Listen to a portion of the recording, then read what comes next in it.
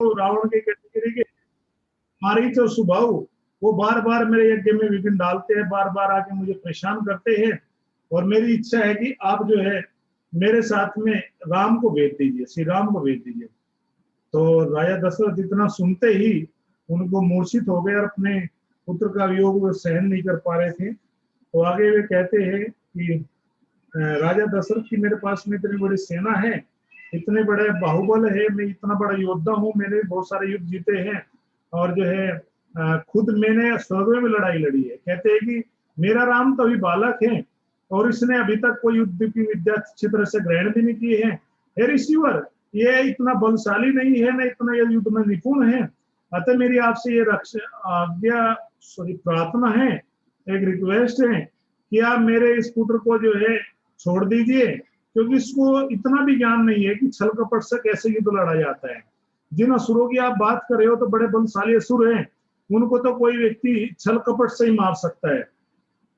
तो मेरे राम के पास में तो ऐसा कोई विद्या भी नहीं है कि उनको मार सके। अतः राक्षस से युद्ध करने में बिल्कुल भी सही नहीं है और ये उनके सामने टिक भी नहीं पाएगा। अतः इसलिए मत ले जाइए ब्राह्मण, और जो है अगर ले जाना ही है तो मेरी चतुरंगी सेना है, उसको ले जाइए। हे कुशिक नंदन, यानी कुशिक ऋषि के पुत्र कुशिक राजा का नाम बताया गया यहाँ पर। नंदन, मेरी अवस्था 60,000 वर्ष की हो गई है, इस बुढ़ापे में बड़ी कठिनाई से मुझे पुत्र की प्राप्ति हुई है। अतः मेरी आपसे प्रार्थना है कि जो मेरा पुत्र है राम, उसको मत ले जाइए, क्योंकि ये बड़ा जो है मेरे लिए मतलब दुख का विषय होगा, शोक का होगा कि मेरा पुत्र मेरे पास नहीं जाएगा। हे धर्मपरायण राम मेरे चारों पुत्रों में सबसे बड़ा है, ज्येष्ठ है, अतः उस पर मेरा प्रेम अधिक है। अतः जो है ये राक्षस कैसे पराक्रमिक होते हैं, कैसे ये राक्षस असुर जो है सब कार्य करते हैं, ये मेरे पुत्र को बिल्कुल भी ज्ञान नहीं है। अतः वहां पर उसके जंगल में, वन में उस समय युद्ध में कौन रक्षा करेगा मेरे बेटे की? राम उन राक्षसों को सामने कैसे कर सकते हैं? ब्राह्मण मेरे सैनिक या मैं स्वयं ही उन मायावी राक्षसों को वध करने में समर्थ हूँ। आप इस बात को स्वीकार कीजिए और मैं चाहता हूं कि आप जो है, अर्थात यहाँ पर राजा दशरथ कई तरह से अलग अलग तरह से जो है अलग अलग उदाहरण दे करके, अलग अलग अपने तर्क दे करके विश्वामित्र जी को मनाना चाह रहे हैं। विश्वामित्र जी को यहाँ पर आग्रह कर रहे हैं कि कृपया करके आप मेरे पुत्र को मत ले जाइए, हे ऋषिवर, उसको यहीं पर छोड़ दीजिए, चाहे मेरी सेना ले लो। राजा दशरथ की बात सुनकर विश्वामित्र जी बोले, अरे महाराज, रावण नाम से प्रसिद्ध एक राक्षस है जो महर्षि पुलस्त के कुल में उत्पन्न हुआ है। कुलहस्त ऋषि हुए, उनके कुल में उनके पुत्र विश्वसर्वा हुए, और विश्वसर्वा का ये ऋषि का पुत्र है जिसका नाम रावण है, लेकिन इसकी माता केकसी है, वो राक्षस कुल से है, इसलिए इसका वर्ण भी अब कुल का राक्षस हो गया है। अरे बड़ा जो है बलशाली है, ब्रह्मा जी से इसने वरदान मांग लिया है, मुंह मांगा, जिससे महान शक्तिशाली महापराक्रमी बहुसंख्या में जो राक्षस है वे सबके सब जो है निशाचर तीनों लोकों के निवासियों का तंत्र कट दे रहे, बहुत कष्ट दे रहे हैं। और मैंने सुना है कि जय रावण विश्व मुनि का जो पुत्र है वो तो साक्षात कुबेर का ही भाई है।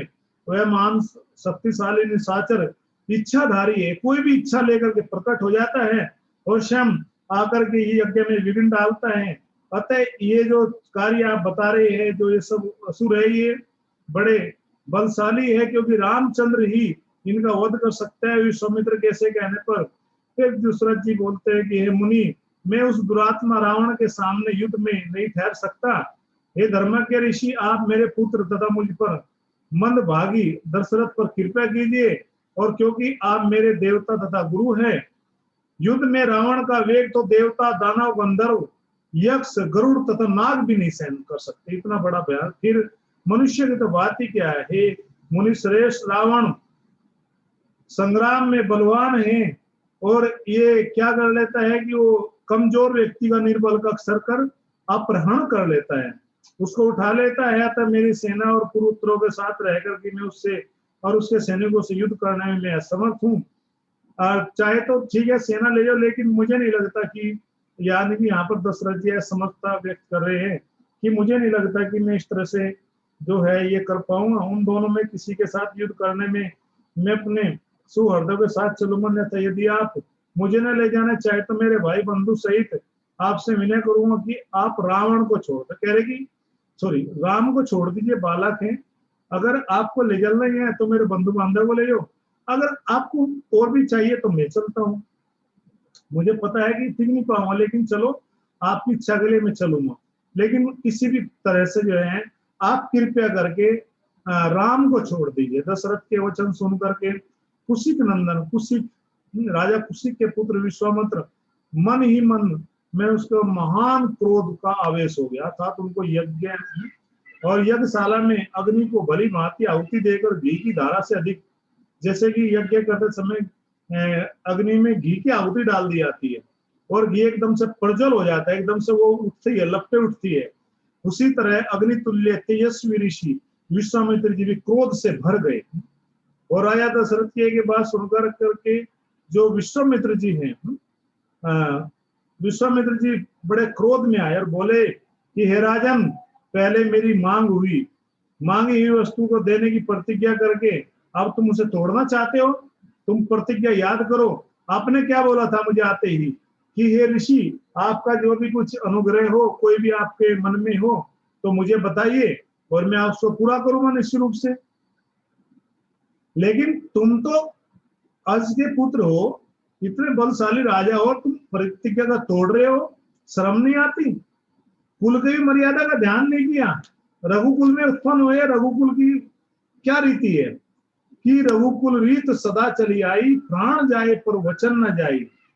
अब तुम यहाँ पर प्राण बचाने के लिए वचन तोड़ रहे हो, शर्म नहीं आती? ऐसे डांट रहे पूरी तरह से विश्वामित्र जी। कहते कि तुम्हें ये उचित प्रतीत होगा तो मैं जैसे आया था वैसे ही लौट जाऊंगा। चलो ठीक है, आज हम ये बोल देंगे संसार में कि भाई ये रघुकुल के लोग झूठ बोलने लगे हैं और जैसे मैं आया था मैं ऐसे ही चला जाऊंगा। और इस तरह से विश्वामित्र जी के कुपित होते, क्रोधित होते ही जो सारी पृथ्वी थी वो भी कांप उठी, देवताओं के मन में महान भय उत्पन्न हो गया। उसके रोष से संसार त्रस्त हुआ। ज्ञान उत्तम वर्त का पालन करने वाले धीर चित्त महर्षि वशिष्ठ ने राजा से फिर इस प्रकार कहा, जब ये स्थिति बिगड़ रही थी और देखा ये महर्षि जो है भैया दरबार में आए हैं और राजा के ने वचन भी दे दिया, राजा वचन पूरा नहीं कर रहा है, हम महर्षि इतने क्रोधित हो रहे हैं, तो उसका बीच बचाव करने के लिए बीच में महर्षि वशिष्ठ जी आ गए। वशिष्ठ जी को पता था विश्वामित्र जी के बारे में। और वशिष्ठ जी कहते हैं कि महाराज दशरथ, आप ऐसा भ्रम मत पाले अपने मन में, आप इक्ष्वाकु कुलवंशी राजाओं के कुल में साक्षात दूसरे धर्म के समान उत्पन्न हुए और धैर्यवान उत्तम वर्त के पालन तथा श्री से संपन्न है, अर्थात लक्ष्मी जी आपके ऊपर प्रसन्नचित है।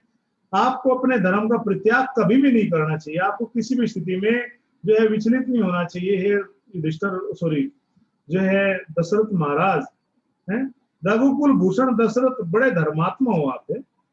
और जो है यह बात तीनों लोकों में बड़ी प्रसिद्ध है, आप अपने धर्म का ही पालन कीजिए, अधर्म का भार सिर पर मत उठाइए कभी भी। मैं अमुक कार्य करूंगा, मेरी प्रतिज्ञा करके भी उस वचन का पालन नहीं करता, ये उसके यज्ञ आदि इष्ट बावली तालाब बनाए जाने वाले पूर्त कर्मों के पुण्य का जो सब कुछ नाश हो जाता है। अतः आप श्री राम को विश्वामित्र के साथ में भेज दीजिए, क्योंकि ये बहुत ही अनुचित होगा अगर आपने विश्वामित्र जी के साथ में राम को विदाई नहीं की।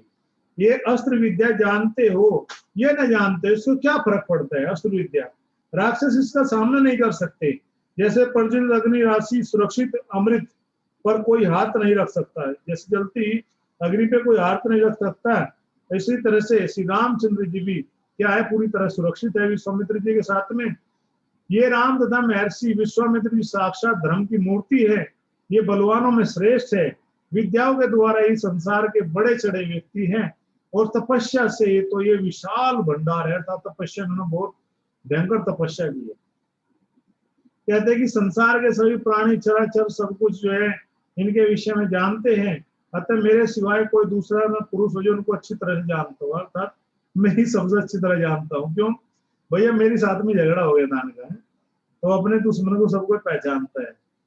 तो कहा कि हालांकि अब दुश्मन नहीं है, अब तो मित्र हो गए हैं, लेकिन जब समय दुश्मनी थी उस समय पहचाने नहीं सकती विश्वामित्र क्या थे। देवता, राक्षस, गंधर्व, यक्ष, किन्नर, बड़े बड़े नाग भी इनके प्रभाव को नहीं जानते हैं। सभी अस्त्र प्रजापति सबके सब दुर्मात्मा पुत्र उन्हें प्रजापति ने पूर्व काल में कुशिक नंदन विश्वामित्र को, जो कि राज्य शासन करते थे, समर्पित कर दिया था। इस तरह से इनको समर्पित कर दिया पूरा शासन। तो इस तरह से पुत्र प्रजापति दक्ष को 2 पुत्रों की संतान थी। उनके अनेक रूप है, ये सब के सब महान शक्तिशाली प्रकाशमान विजय दिलाने वाले। अब थोड़ा यहाँ पर जो है वशिष्ठ जी थोड़ा इतिहास के बारे में बता रहे हैं दशरथ जी को। क्या कह रहे हैं? प्रजापति दक्ष की 2 सुंदर कन्याएं हैं, उनके नाम है जया और सुप्रभा। जो दक्ष है उसकी मतलब प्रजापति दक्ष है, तो दक्ष की 2 कन्याओं का वर्णन किया गया। 16 पुत्री थी ना उनकी। उन दोनों में से एक सो परम प्रकाशमान है, अस्त्र शस्त्रों में संपन्न है। उनमें से जया ने वर पाकर के 50 श्रेष्ठ पुत्रों को प्राप्त किया। थोड़ा तो इतिहास बता रहे कि दक्ष की पुत्री जया ने जो है 50 बहुत श्रेष्ठ पुत्रों को पैदा किया, जो अपने में शक्तिशाली और रूप रहित है। ये सबके सब असुरों की सेनाओं को वध करने के लिए प्रकट हुए।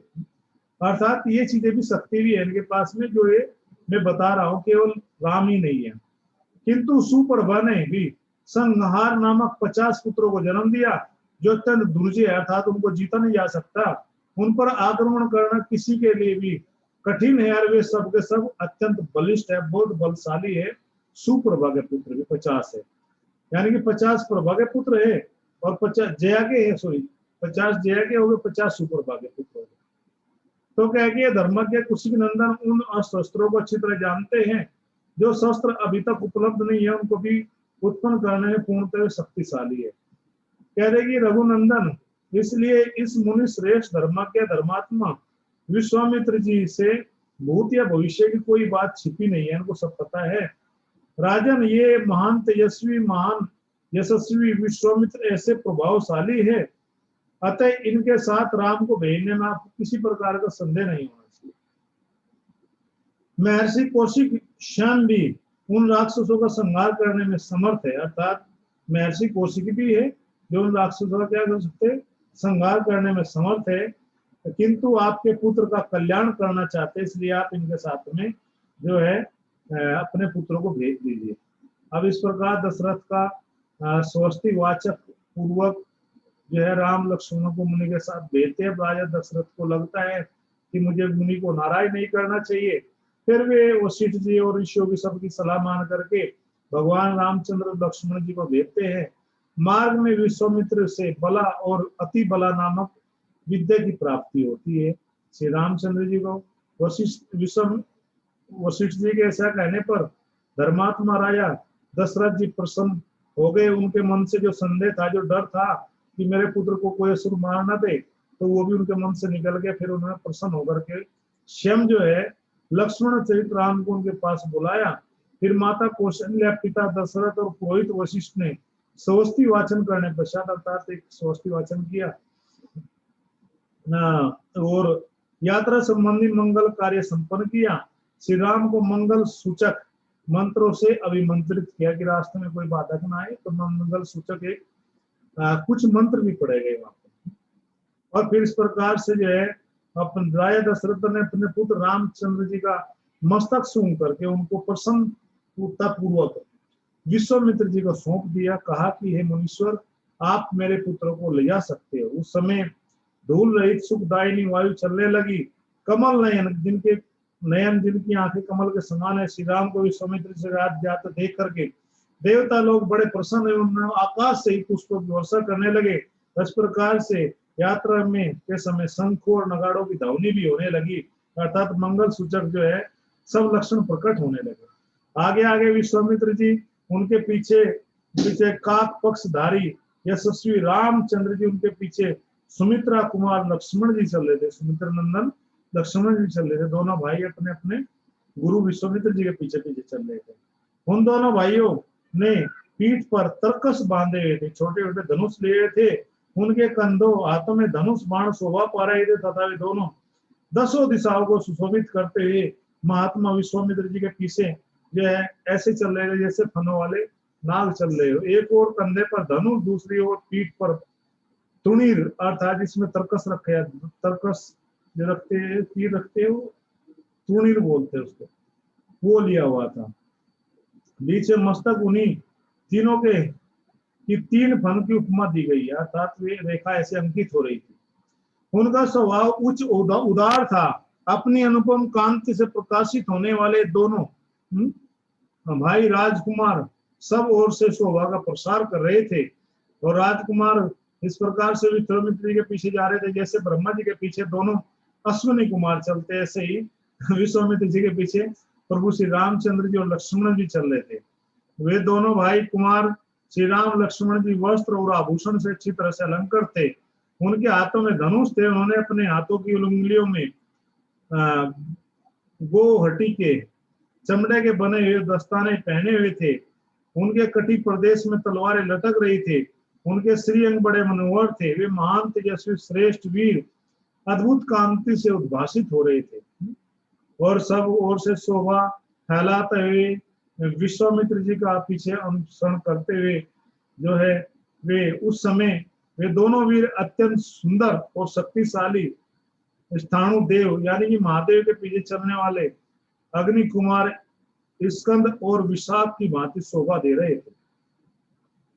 अयोध्या से 1.5 योजन दूर जाकर के सरयू नदी के तट पर विश्वामित्र ने मधुर वाणी में, अब सरयू के जल से आचमन करो हे पुत्रो, इस आवश्यक कार्य में तुम विलंब न हो। बला और अति बला नाम से प्रसिद्ध इस एक मंत्र भी जो है उस समय इसको ग्रहण करो। इसके प्रभाव से तुम्हें कभी भी श्रम यानी थकावट का अनुभव नहीं होगा। कितने महान थे हमारे ऋषि मुनि, इनके पास में ऐसी विद्याएं थी कि व्यक्ति को थकावट भूख प्यास भी लगती थी, और जवा रोग जो यानी कि बुखार ये सब चिंता सब कष्ट नहीं होगा। तुम्हारे रूप में किसी प्रकार का विकार उलट फेर नहीं होने वाला। अर्थात ये तुम्हें मंत्र में दे रहा हूँ। उस समय अथवा क्योंकि अब तपस्या नहीं लोग करते, पाप करते हैं, झूठ बोलते हैं, तो इसे लोगों को वो चीजें विश्वास भी नहीं हो सकता, क्योंकि हृदय के अंदर पाप भरा हुआ है ना कलयुग में। तो लोग जो है उन मंत्रों को सीख भी नहीं सकते, न विश्वास होगा, न वे कर पाएंगे। सोते समय तथा सावधानी की अवस्था में भी राक्षस तुम्हारे आसपास आक्रमण नहीं कर सकेंगे। तुम सो रहे हो तो शनि के पीछे से आक्रमण कर देंगे। इस भूतल पर बाहुबल में तुम्हारी क्षमता के समान कोई नहीं होगा। अर्थात हे रघुनंदन राम, बला और अति बला अभ्यास करने से तो तुम लोगों में, तीनों लोगों में तुम्हारे समान कोई दूसरा नहीं तुम्हारी तुलना कर सकता।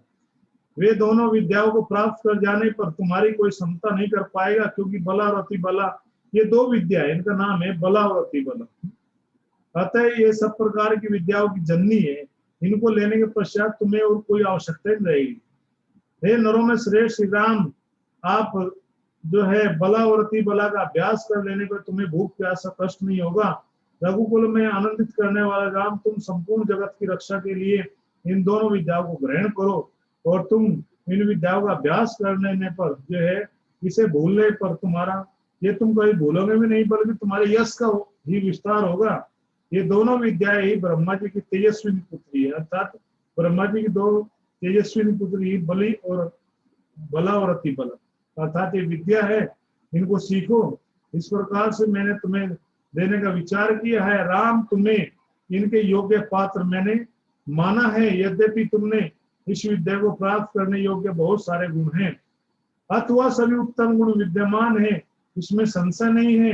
अतः मैंने तुम्हारे तपोबल से इसका अर्जन, मैंने इन दोनों विद्याओं को अपने बहुत बड़ा तप करके, तपस्या करके, बल से, तपोबल से प्राप्त किया था, इसमें कोई संशय नहीं है। अतः मेरी तपस्या परिपूर्ण होकर मैं तुम्हारे लिए ये बहुरूपिणी हो गया था कि ये जो मैं विद्या दूंगा, मेरा जो आशीर्वाद जो आएगा उससे तुम्हें बहुत सारे प्रकार से यह लाभ करेगा। तब श्री राम आचमन करके पवित्र हो गए। उनका मुख प्रशंसा से खिल उठा, और उन्होंने शुद्ध अंतःकरण के से महर्षि से वे दोनों विद्याएं ग्रहण की। विद्या से संपन्न होकर भयंकर पराक्रमी श्री राम सहस्त्रों किरणों से युक्त शरतकालीन भगवान सूर्य के समान शोभा पाने लगे। तो इस प्रकार विश्वामित्र जी ने गुरुजनों को जो सब कुछ अभ्यास किया था वो सब कुछ रामचंद्र जी को दे दिया, तथा राजा दशरथ के दोनों सुकुमार पुत्र उस समय तर्ण की सैया पर, जो घास की जो सैया थी, बेड था, उस पे जो उनकी योग्य नहीं थी, उन पर सोए। महर्षि विश्वामित्र अपनी वाणी द्वारा उन दोनों के प्रति लाड़ प्रेम प्रकट कर रहे थे। उससे उन्हें वह रात बड़ी सुखदायी प्रतीत हुई। अर्थात पूरी रात में ही वे महर्षि के साथ में रहे, महर्षि में विश्वामित्र जी ने पुत्र के समान उनको बहुत प्रेम किया, स्नेह किया, सब चीजें उनको प्रदान की। जब रात बीती तो सुबह का प्रभात हुआ, तब महामुनि विश्वामित्र ने तिनकों और पत्तों को बिछाने पर सोए हुए उन दोनों, यानी कि तिनके पत्ते सोए हुए दोनों कुमार थे, राजकुमारों से पूछा, हे नरश्रेष्ठ राम, तुम्हारे जैसे पुत्र को पाकर के महारानी कौशल्या सुपुत्र जननी कही जाती है, क्योंकि तुम्हारे जैसे पुत्र मिले उनको। यह देखो प्रातः काली की संध्या का समय हो रहा, उठो, प्रतिदिन किए जाने वाले देव संबंधी कार्यों को पूर्ण करो। अर्थात सुबह का जो कार्य होता है भगवत भक्ति का, आचमन, स्नान, यज्ञ, वो सब संपन्न करो। महर्षि का परम उदार वचन सुनकर के दोनों न श्रेष्ठ वीरों ने स्नान करके देवताओं का तर्पण किया। फिर वे परम उत्तम जपनीय मंत्र गायत्री का जप करने लगे, अर्थात गायत्री का जप किया सुबह। फिर नित्य कर्म समाप्त करके महापराक्रमी रामचंद्र लक्ष्मण जी अत्यंत प्रसन्न हो तपोधन विश्वामित्र जी को प्रणाम करके वहां से आगे जाने के लिए तैयार हो गए, अर्थात उनको आगे जाना था। उन्होंने जाते जाते महाबली राजकुमार ने गंगा और सरयू के शुभ संगम पर पहुंचकर वहां दिव्य, जहाँ गंगा और सरयू नदी का संगम होता है, वहां पहुंचकर दिव्य त्रिपथा नदी गंगा जी का दर्शन किया। वहां से जो है त्रिपथा नदी का उद्गम होता है, तो वहां से उन्होंने दर्शन किया। संगम के पास ही शुद्ध अंतःकरण वाले महर्षियों का एक पवित्र आश्रम था, जहाँ वे कई हजार वर्षों से तीव्र तपस्या कर रहे थे। पास में आश्रम था जहाँ वे हजारों वर्षों से महर्षि तपस्या करते। उस पवित्र आश्रम को देख करके रघुकुल रतन रामचंद्र जी बड़े प्रसन्न हुए और उन्होंने मान विश्वामित्र जी से ये बात कही, हे भगवान, यह किसका पवित्र आश्रम है और इसमें कौन पुरुष निवास करता है? हे गुरुदेव, यह दोनों सुनना चाहते थे, इसलिए तुम्हारे मन में यह बड़ी उत्कंठा है। उन दोनों का वचन सुनकर के महान मुनि विश्वामित्र जी हंसते हुए बोले, राम, यह आश्रम पहले जिसके अधिकार में रहा है उसका मैं परिचय देता हूँ, तुम थोड़ा ध्यान से सुनो। विद्वान पुरुष जिसे काम कहते हैं वह कंदर पूर्व काल में मूर्तिमान था, जो काम है जिसको सेक्स, और उसका जो देवता है कंदर्प है। कंदर्प जो है कंदर्प पुण्य विशेष भगवान की शोभा है, करोड़ों करोड़ कामदेव को मार देते हैं, सब वो देवता है। और पूर्व काल में वो सह शरीर था, मतलब वो विचरण करता था, काम भी साक्षात शरीर के में विचरण करता था, शरीर धारण करके। देवता है, कंदर्प है वैसे उसका नाम। शरीर धारण करके वे विचरता था। उन दोनों भगवान स्थानु यानी कि शिव इसी आश्रम में एक चित्त को एकाग्र करके नियम पूर्वक तपस्या करते थे। भगवान शिव भी यहाँ पर तपस्या करते थे। देव कितना महान आश्रम रहा होगा। एक दिन समाधि से उठकर देवेश्वर शिव मर्द गुणों के साथ कहीं जा रहे थे, अपने जो शिव के जब गुण उनके साथ जा रहे थे। उसी समय दुर्बुद्धि काम ने उन पर आक्रमण कर दिया। यह देख करके महात्मा शिव ने हुंकार करके उसे रोका, अर्थात तुरंत पीछे देखा, हुंकार भरी।